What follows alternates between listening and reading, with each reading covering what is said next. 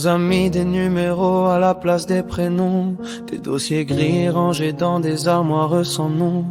Trop jeune pour comprendre pourquoi tout s'écroulait, pourquoi même nos larmes, personne les écoutait. D'abord y a eu l'absence, le silence des parents, les promesses envolées comme un hiver trop grand. Puis les portes des foyers, les regards qui condamnent, comme si n'être abandonné devenait déjà un drame. Dans certaines fermes perdues au bout des vieux chemins, on travaillait l'aube entière pour presque plus rien. Pas des enfants qu'on protège, juste des bras qu'on utilise, des rêves qu'on casse vite pour que surtout rien ne s'ébruite. On est les enfants de l'ADAS, double peine gravée dans la glace, abandonnés deux fois dans la même histoire, par le sang puis par ceux censés nous voir. On porte encore les cris, les blessures, les humiliations derrière les murs.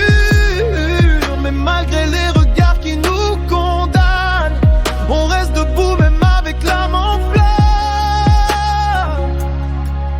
Dans les cours des foyers, y avait les moqueries faciles, cas sociaux bons à rien, des mots lâchés tranquilles.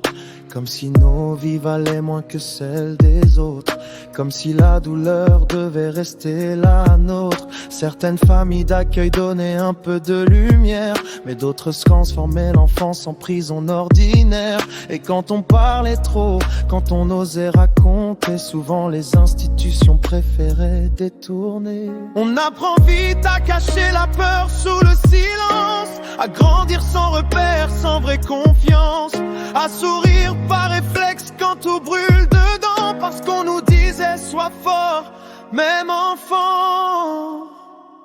On est les enfants de l'ADAS, double peine gravée dans la glace, abandonnés deux fois dans la même histoire, par le sang puis par ceux censés nous voir.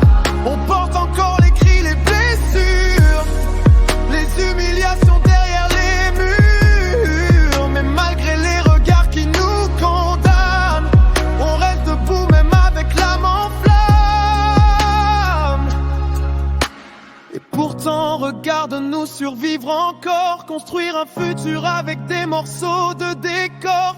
On n'est pas un sous-peuple ni des vies effacées, juste des enfants qu'on aurait dû aimer.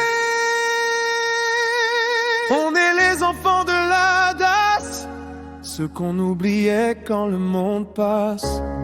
Mais nos voix remontent du fond du silence, pour réclamer enfin un peu de justice et d'enfance.